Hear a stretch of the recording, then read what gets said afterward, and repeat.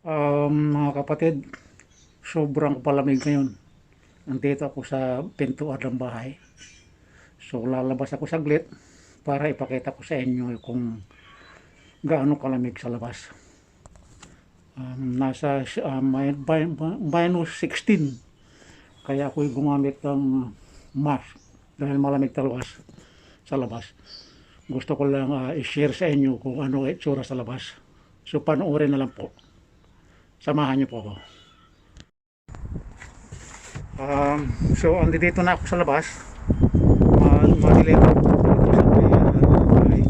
Kaya makikita nyo yung mask ko lang saka yung aking salamin. So makikita ko yung paligid.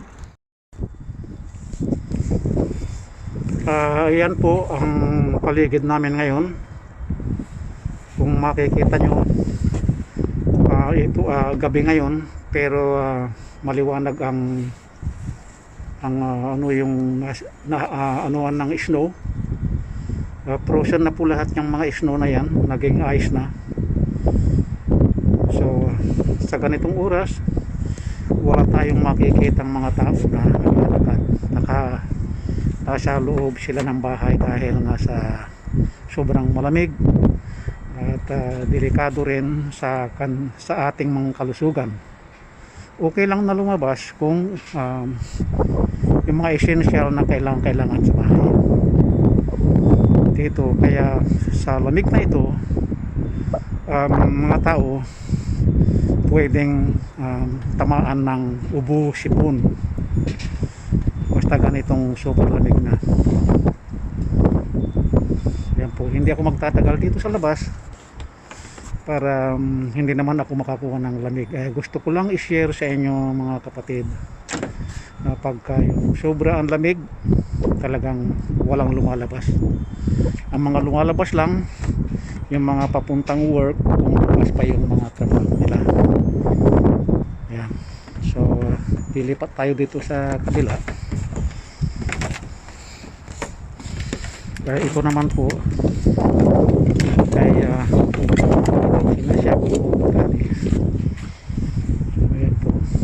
Ayan o, mayroon pang ano doon, yung mga hindi pa sila nagtatanggal ng Christmas light nila. Basta ganitong oras wala na kayong makikitang mga tao. Ayan, makita nyo yan. Tahimik pero maliwanag.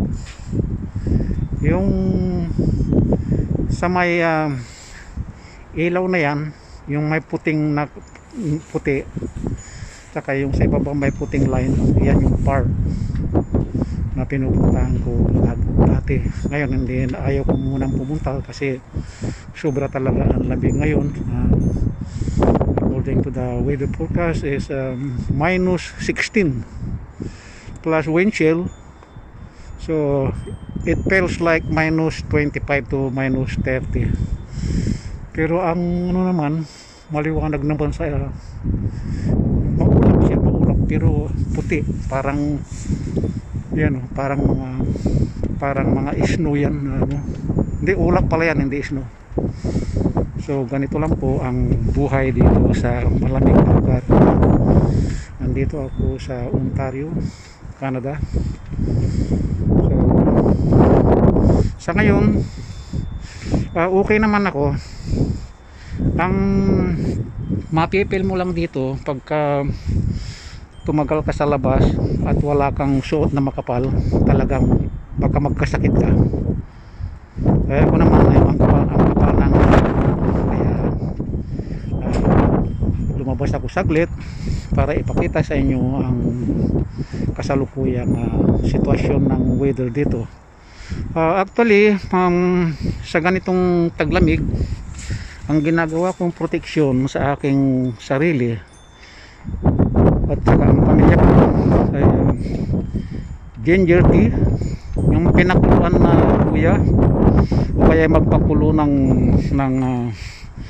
tubig, mag-slice ng kapirasong luya at lagyan ng kalamansi kung may kalamansi or lemon juice. Pwede ring lagyan ng kung mayroon kayong honeybee o kaya brown sugar, pwede rin. Yun ang ginagawa ko na araw-araw kong iniinom, umaga, tanghali, gabi, bago matulog. Kuminsan nakakaapat akong mug na yung cup ng ano yun, pinakuluan na tubig. Pwede ring lagyan ng bawang na dinikdik kung gusto nyo. Kinakain ko nga yung bawang eh. So awan ng Diyos, sa ginagawa kong ito, matagal ko nang ginagawa, taon-taon ginagawa ko ito pag kayong malamig ng panahon. Ginger lang ako o kaya bawang, okay na. Tapos nagmumumog din ako ng yung warm water, yung isang cup na warm water, lalagyan ng isang kutsaritang asin. Iyon ang imumumog ko rin bago matulog, o kaya 3 times a day ko ginagawa. Kaya naisipan kong i-video o i-share sa inyo mga kapatid, kung sakali na sa ganitong sitwasyon ay kung maaari pagka ganitong oras mag-stay na lang sa bahay, kasi ang oras ngayon nasa 10 o'clock na ng gabi. So ayan po, yun lang ang ma-share ko, yung pag-inom ng ginger tea. Kung mayroon kayong medicine na pwede nyong mabibili sa mga pharmacy o butika, yung para sa sakit ng ulo, ubo, trangkaso, kasi uso ngayon sipon at ubo, kapananakit ng katawan. Ay, yung iba nga nagsusuob eh, pero hindi ko pa nasubukan yung suob, nakikita ko lang tsaka sinasabi ng iba. Yan po, so hanggang dito na lang po, at ito ang inyong Kuya Leo ay sinishare sa inyo ang kasalukuyang sitwasyon ngayon dito sa Toronto, Ontario, Canada. So huwag kalilimutan lang pala na i-subscribe o i-click ang notification bell para updated kayo sa mga susunod kong pang mga video.